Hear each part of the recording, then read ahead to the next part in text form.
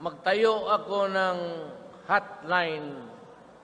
Ang number na hinihingi ko po sa Smart pati Globe, 8888. Kung may reklamo kayo, nandiyan yan sa Malacanang. Kung kayo'y inabuso, kung kayo'y pinagsamantalahan, kung may hindi kayo nagustuhan sa gobyerno, tumawag kayo day and night. At yung mga importanteng problema na nakikita ko, aksyonan ko kaagad. At kung hindi ko tawagan yung mayor, tawagan ko yung barangay captain ninyo at yung pulis. At kung yung pulis naman ang nirereklamo ninyo, tawagan mo ako. Wag lang kayong magsinungaling. Just tell me the truth. Wag kayong mag-imbento ng istorya. Pati yung totoo yung reklamo mo sa gobyerno, o talagang ikaw na may walang kain itong araw na ito, ay di madali yan. At marami tayong paraan kung paano ako makatulong. Basta nandyan yung 8888, 4 na 8. Yun ang tawagan ninyo. O kung gusto mo lang manligaw ng operator na babae, tawagan mo lang. Kaya wag mong ubusin ang panahon ng gobyerno. Tama na magsabi, operator ba to? Maganda ka ba? I love you. Okay na yan. Ha? So yan ang mga pangako ko noon na ngayon bumalik ako para sabihin sa inyo, tutuparin ko yan. Para maabot ng publiko ang serbisyo ng pamahalaan, maaari niyong isumbong ang nalalamang katiwalian at iba pang reklamo sa programang 8888 dito sa PTV.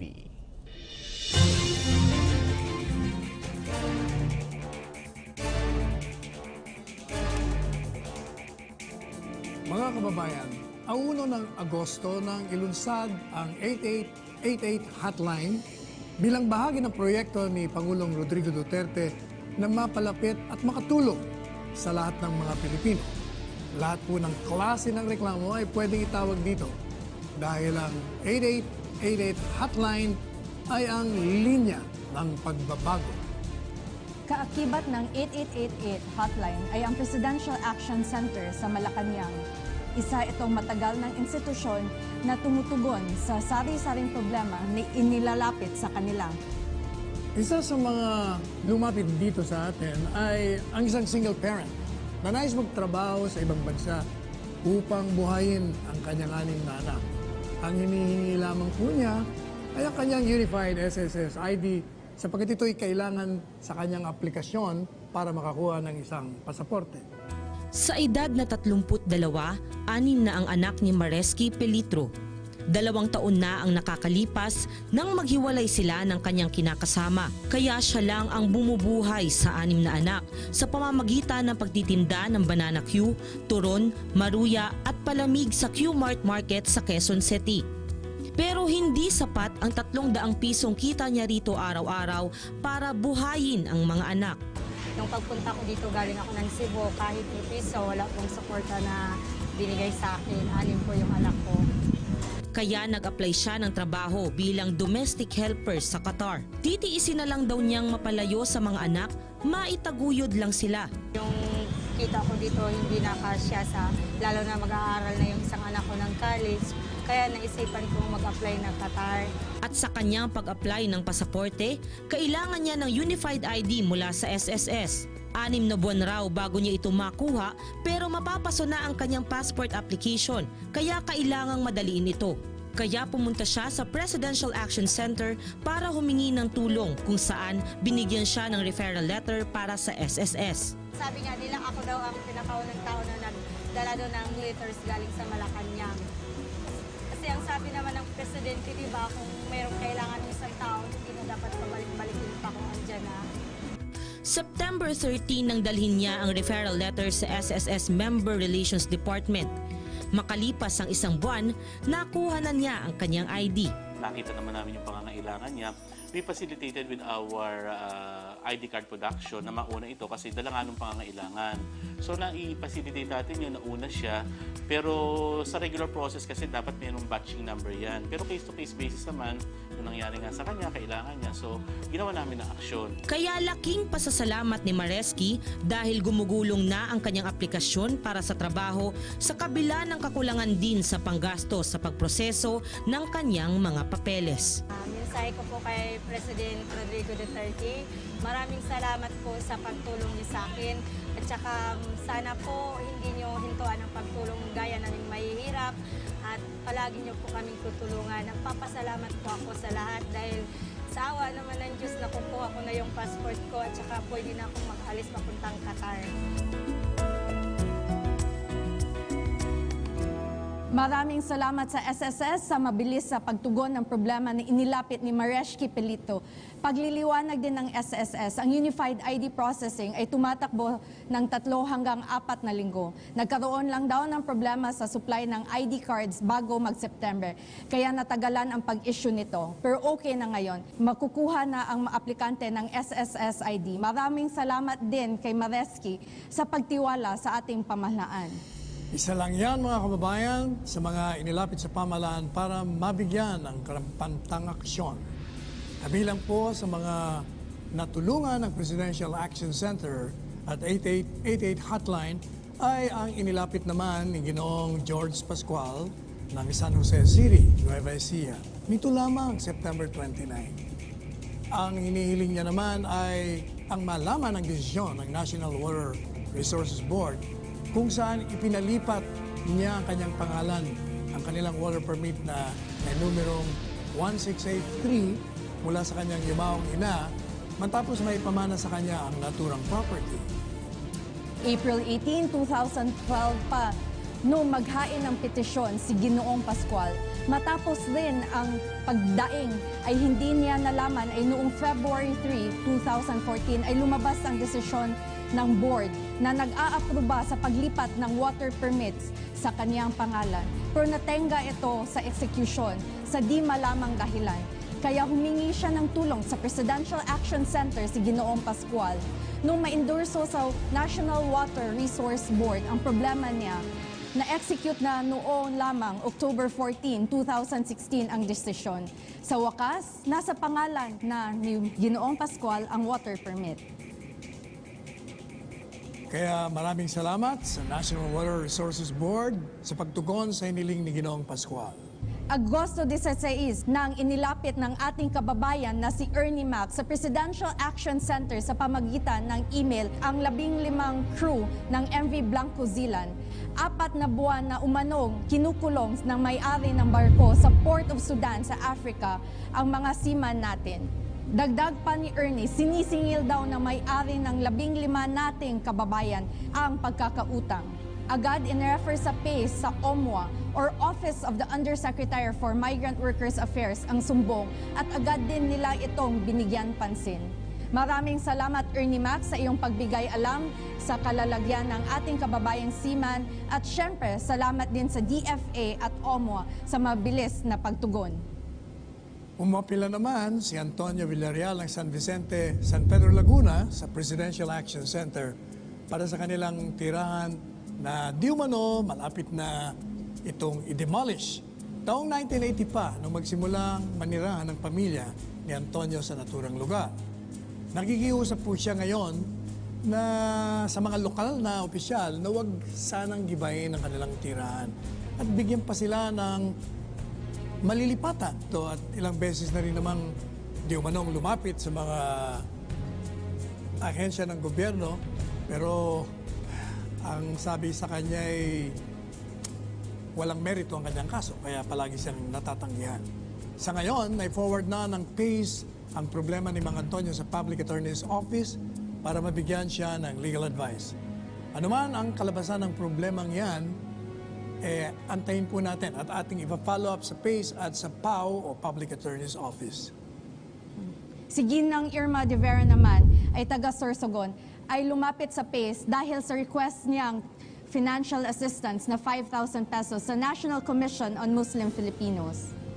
July 25, 2014 pa na nag-request siya ng financial assistance. Naoprobahan naman ito pero hindi nabigay sa kanya ang pera. Kaya noong October 25, 2016, humingi na siya ng tulong sa PACE na agad namang nagpadala ng sulat sa National Commission on Muslim Filipinos. Makalipas ang 2 araw na ibigay na kay Ginang De Vera ang kanyang financial assistance. Mga kababayan, yan ang ilan lamang sa mga inilapit na mga problema sa PACE o Presidential Action Center sa Bahay Ugnayan dito sa Malacanang. Sari-saring problema ang inilalapit dito at tinutugunan sa pamamagitan ng pag-refer sa kanila sa ahensya ng pamahalaan na may kinalaman sa kanilang mga problema. Tama ka dyan. Bukas ito sa publiko tuwing Lunes hanggang Biyernes, mula alas 8 ng umaga hanggang alas 5 ng hapon. Pero kung hindi naman kayo makapunta dito, pwede kayong tumawag sa 8888 hotline. Pero kung hindi kayo makapunta dito, pwede kayong tumawag sa 8888 hotline. Itawag ninyo ang iyong problema. Sasagutin namin ito at hahanapan ng solusyon. Ito po ay si Attorney Marge Yu. At ako po naman ang inyong lingkod, si Secretary Salvador Panelo, na nagsasabing walang problemang hindi masusolusyonan sa linya ng pagbabago. Magtayo ako ng hotline. Ang number na hinihingi ko po sa Smart pati Globe, 8888. Kung may reklamo kayo, nandiyan yan sa Malacanang. Kung kayo'y inabuso, kung kayo'y pinagsamantalahan, kung may hindi kayo nagustuhan sa gobyerno, tumawag kayo day and night. At yung mga importanteng problema na nakikita ko, aksyonan ko kaagad. At kung hindi ko tawagan yung mayor, tawagan ko yung barangay captain ninyo at yung pulis. At kung yung pulis naman ang nirereklamo ninyo, tawagan mo ako. Wag lang kayong magsinungaling. Just tell me the truth. Wag kayong mag-imbento ng istorya. Pati yung totoo yung reklamo mo sa gobyerno, o talagang ikaw na may walang kain itong araw na ito, ay di madali yan. At marami tayong paraan kung paano ako makatulong. Basta nandyan yung 8888, 4 na 8. Yun ang tawagan ninyo. O kung gusto mo lang manligaw ng operator na babae, tawagan mo lang. Kaya wag mong ubusin ang panahon ng gobyerno. Tama na magsabi, operator ba to? Maganda ka ba? I love you. Okay na yan. Ha? So yan ang mga pangako ko noon na ngayon bumalik ako para sabihin sa inyo, tutuparin ko yan. Para maabot ng publiko ang serbisyo ng pamahalaan, maaari niyong isumbong ang nalalamang katiwalian at iba pang reklamo sa programang 8888 dito sa PTV.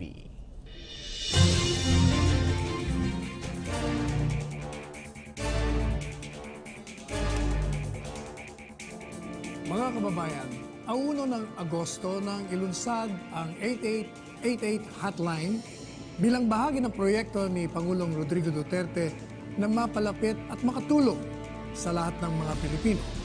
Lahat po ng klase ng reklamo ay pwedeng itawag dito dahil ang 8888 hotline ay ang linya ng pagbabago. Kaakibat ng 8888 hotline ay ang Presidential Action Center sa Malacanang.